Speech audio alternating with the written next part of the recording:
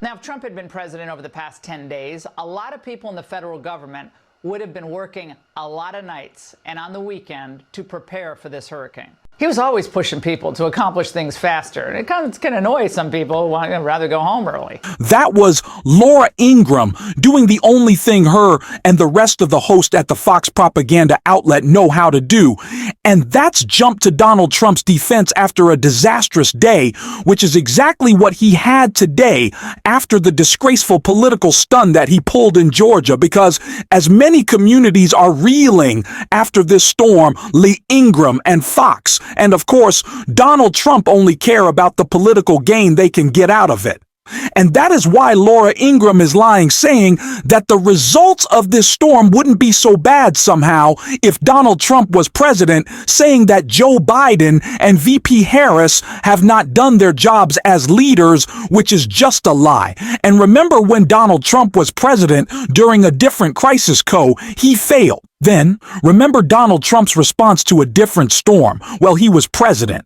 Yeah, it was shooting paper towels into the crowd like he was a Bassett player, so I don't want to hear any of this from Fox, but unfortunately, we did coming from Peter Dewey and the White House press briefing room today when he tried to push this same line. But thank goodness, Jean-Pierre, our incredible press secretary, was there to shut him down. And I want to get into that entire clip before we do. If I could quickly ask you to leave a like on this video, and if you enjoy our channel, to hit that subscribe button, it goes a long way. And supporting the work we're doing now. Peter first asked a disingenuous question about immigration, then asked about the storm, but I want to play both clips in a row to hear Karine shut both of them down. So let's check it out.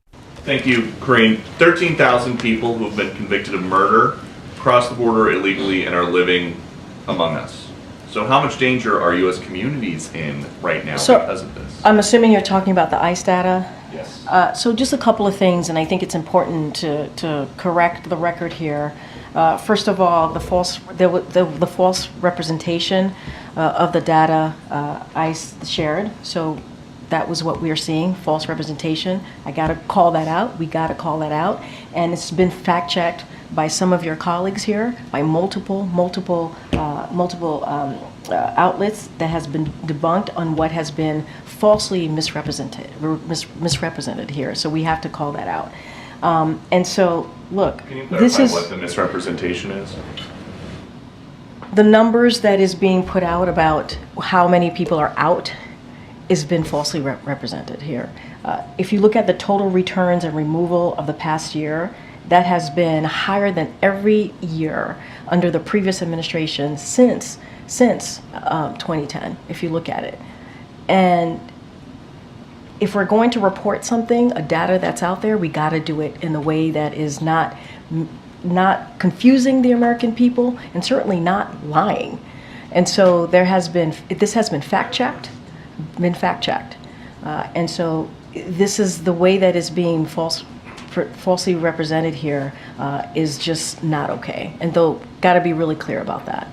On Helene, people in Western North Carolina were drowning in their houses this weekend. Others were losing everything. President Biden was at his beach house, and Vice President Harris was hosting political fundraisers on the West Coast. Is there a reason that they could not be here? The president did exactly what a president in this moment needs to do, which is directing his team to take action. One of the reasons that the FEMA administrator was here in this room on Thursday is the president wanted to make sure that we were sending a message out to folks who were going to be impacted by the hurricane, and also wanted her to share how we were pre-positioning on the ground. Remember, these are folks who do this type of stuff. When you think about FEMA, you think about the Red Cross, you think about the U.S. Army Corps of Engineers. This is what they do. This is what they do.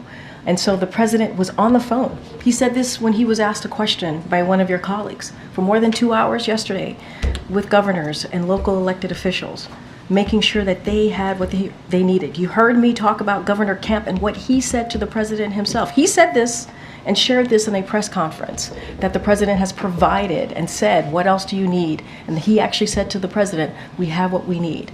So, and that's, as you know, a Republican governor.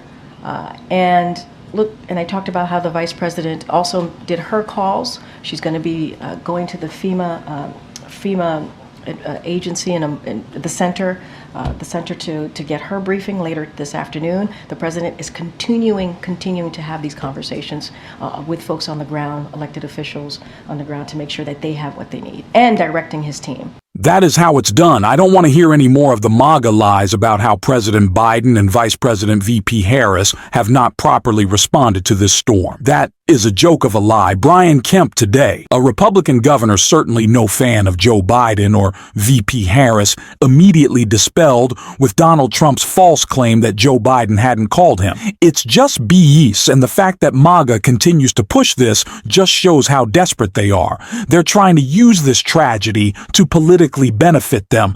It's just sad to see. It's gross. And that's why we need more people on Fox calling them out. But again, thank goodness for those who do shut down the lies of the Fox propaganda network. We have Jean-Pierre.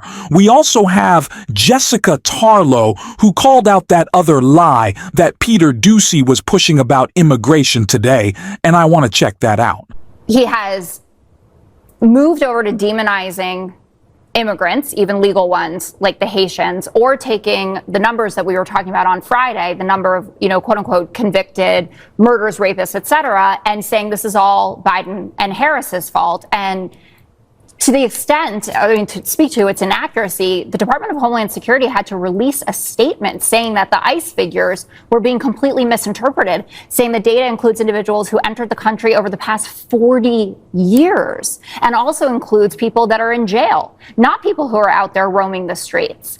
And that's obviously a key piece of information in this puzzle. And the American public is smart enough to know that the narrative that Donald Trump is putting forward does not accurately represent what's going on. It doesn't mean there aren't problems, but it does mean that they want more nuance than they're eating the cats, they're eating the dogs, get them out. I couldn't find the Because on Friday when we talked about this, the idea was that this was a Biden-Harris problem. No one said, except for me, I think, that this covers the entire timeline. No, That someone who entered I said it under correlates with H.W. the- Bush. I certainly don't want to take her away from her hour on the 5 because we need more Jessica Tarlov shutting down less Fox. I want to hear less Fox and more Jessica. But am I the only one who thinks Jessica Tarlow would make a great press secretary again? Don't want to take her away from her job, but I think her and Karini both share some of the same great attributes that make them so incredible at what they do.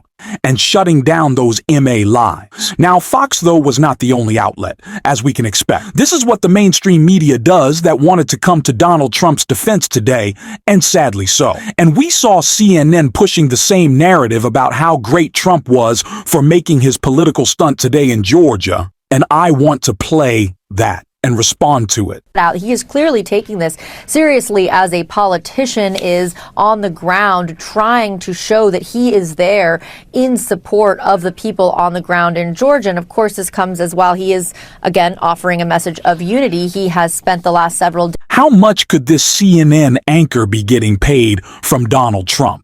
I don't like to push conspiracies, but are you serious right now? You saying he's bringing unity by lying that the president isn't sending aid to Georgia or North Carolina or Florida. That's bringing unity. Really, what type of a joke is this? Reporting. It's just gross slamming. Vice President Harris, because she's not doing enough. Donald Trump is causing more trouble for those communities affected by this storm by being in their state. He's causing more problems. He's interrupting traffic. He's bringing in unneeded individuals of his campaign. He's causing more problems, all for a political stunt, because that's all he cares about. And this is all his lies, all of the nonsense of his campaign. It's not just losing him. Votes, of course, with Democrats who are not going to vote for him, independents who were leaning towards Vice President Harris, but Republicans as well are starting to move away from Donald Trump. And the Lincoln Project put together such a great ad about that.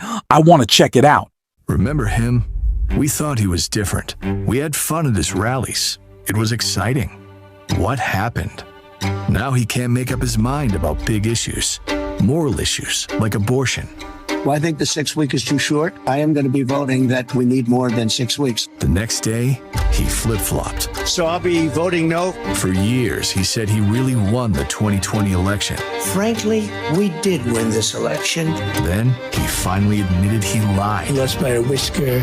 on Bitcoin. Do you have a dabble in Bitcoin? I don't. I think the others are potentially a disaster waiting to happen. Then Bitcoin tycoons contributed to his campaign. The United States will be the crypto capital of the planet, and we'll get it done.